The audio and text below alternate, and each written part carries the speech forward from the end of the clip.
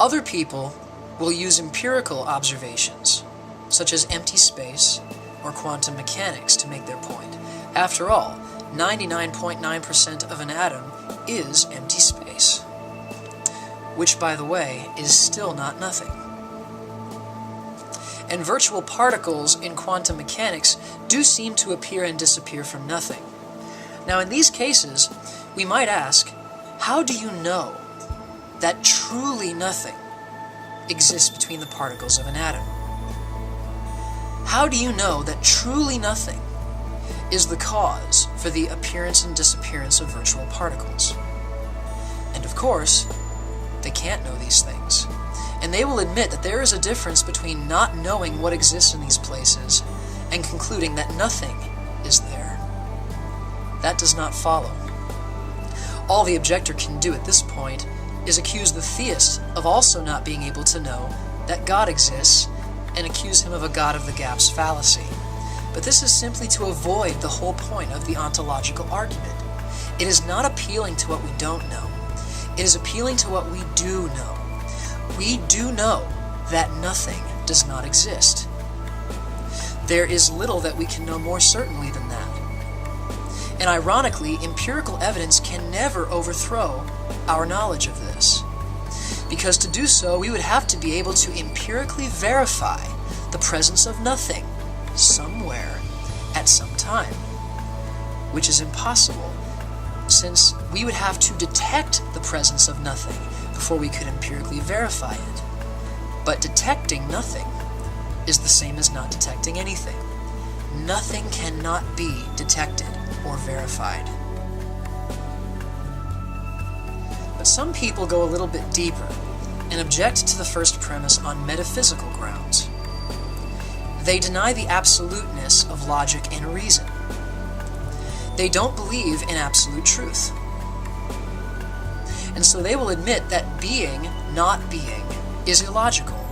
But they propose that illogical things are possible. These people are not sure whether logic always accurately represents reality.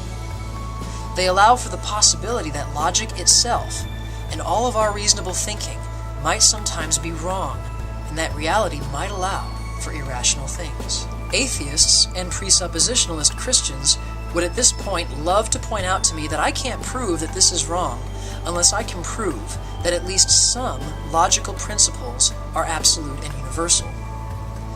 And I can't prove that unless I can prove God exists. Which means that my argument is circular. I am assuming that God exists in order to prove that he exists. But is that true?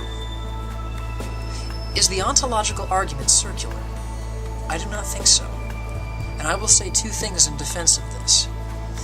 One, I do not need to appeal to God's existence in order to demonstrate that logical principles are absolute and universal. Because absolute and universal principles of logic prove themselves. They are axiomatic. That means they are self-evident. For instance, consider this statement. There are no absolute truths. That statement is either absolutely true or it's not. Now, if it's not, then there are absolute truths.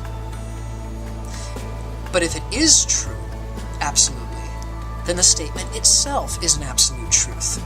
So either way, absolute truth does exist, and the statement is false. It is a self-defeating statement. Therefore, absolute truth is an unavoidable reality.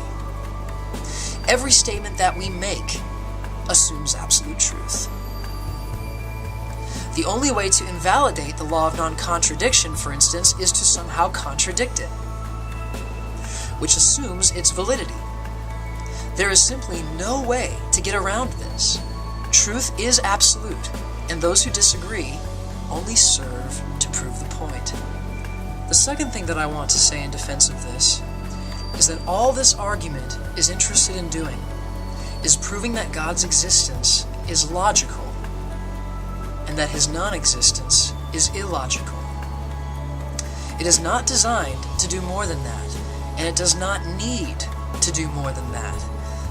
Because as soon as any position has to appeal to illogical things and irrational thinking in order to be maintained, it should not be maintained.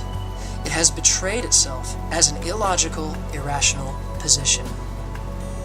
Now, perhaps some atheists are willing to abandon logic and reason in order to embrace atheism, to continue to hold on to a position knowing that it is illogical. But other atheists are not, and it is to those that I am appealing with this argument, those who do not want to believe irrational things, those who want to believe in what is true. Let them listen, and let them be compelled by what reason demands of us all. And those who wish to be illogical, let them be illogical.